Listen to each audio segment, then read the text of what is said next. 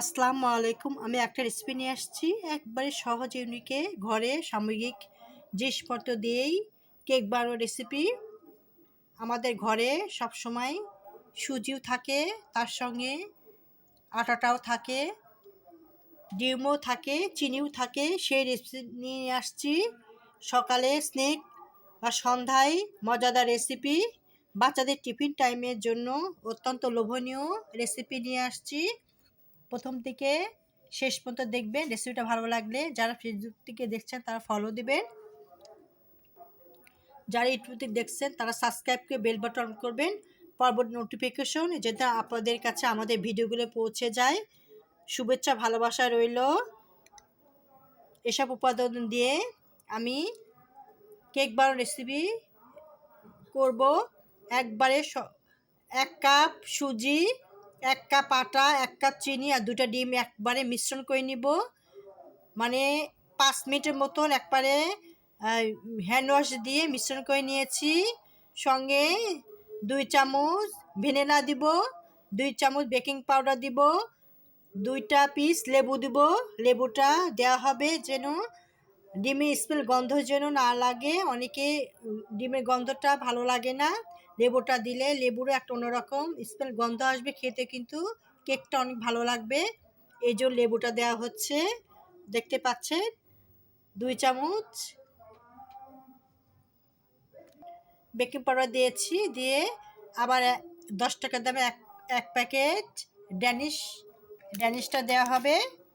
দিয়ে রেসিপিটা করা হবে একসাথে মিশ্রণ করে 10 মিনিট রেস্টে রেখে আমি ফ্রাই প্যানে গরম পানি দিয়ে চড়িয়ে দিব একটা বক্সে। দেখতে পাচ্ছেন এসব উপরের দিনে আমি কেকটা তৈরি করব। হ্যান্ড ওয়াশ দিয়ে কিন্তু আমি 10 মিনিটের মতো এটা একবারে সেঁকে নিয়েছি, আবার গুটিয়ে নিয়েছি। দেখতে পাচ্ছেন সমস্ত উপাদান মিশ্রণ করে নিয়েছি। এরকম হয়েছে। আমি একটা ছোট বক্সে একটা সাদা কাগজ দিয়ে একটু তেল মাখিয়ে দিয়ে দিয়েছি, সঙ্গে কয়েকটা কিশমিশ দিয়েছি। দেখতে পাচ্ছেন। এবার ফ্রাই প্যানে দিয়ে দিব গরম পানির সঙ্গে একটা পলিথিন দিয়ে আর রাবার দিয়ে আটকে দিয়েছি। এবার একটা গরম পানি স্ট্যান্ড দিয়ে আমি এর উপরে এটা দিয়ে 15-20 মিনিট রেখে দিব, তারপরে নামিয়ে ফেলবো।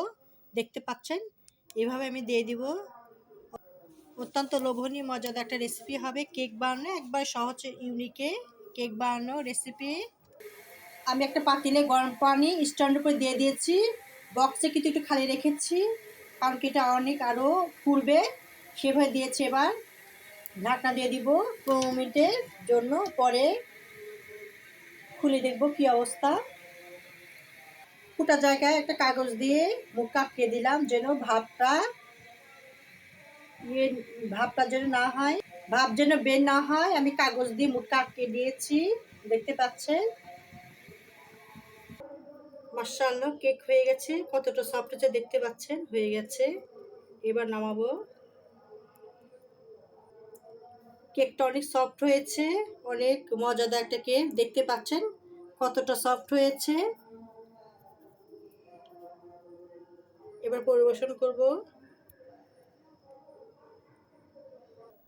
মাশাআল্লাহ কেকটা কমপ্লিট হয়ে গেছে। দেখতে পাচ্ছেন কতটা সফট হয়েছে, কতটা সুন্দর হয়েছে।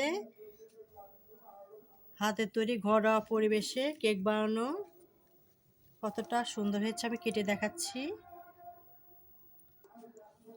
দেখাচ্ছি কতটা সফট হয়েছে। মাশাআল্লাহ কতটা সুন্দর হয়েছে কেকটা।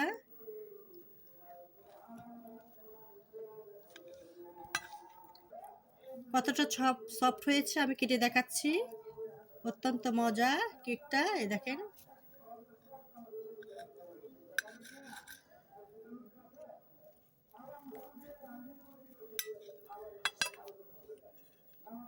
দেখতে পাচ্ছেন কতটা সুন্দর হয়েছে, কতটা নরম তুলতুলে, খুবই লোভনীয়। প্রতিটা পিস সুন্দর হয়েছে। এই দেখেন আলহামদুলিল্লাহ প্রতিটা পিসই সুন্দর হয়েছে। আলহামদুলিল্লাহ রেসিপি কমপ্লিট হয়ে গেছে। আমি কেটে দেখালাম কতটা সফট হয়েছে। ভালো লাগলে লাইক কমেন্ট করবেন। আল্লাহ হাফেজ।